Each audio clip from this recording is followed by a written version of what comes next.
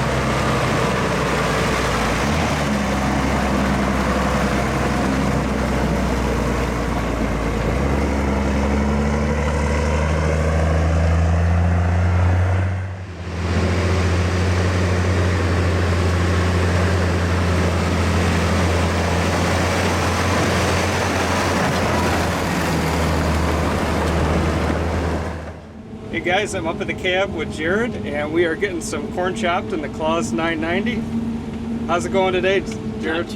Not too bad at all. Got a little bit of a challenge with the mud today. It's nothing but fun, that's for sure. Yeah. It's made it interesting. Yeah. But we don't have a choice. You just got to keep moving. How does the chopper and the dump carts, do they get through the mud pretty well? Or? They do all right. You get enough weight on the carts, the tractors really struggle to drag them through.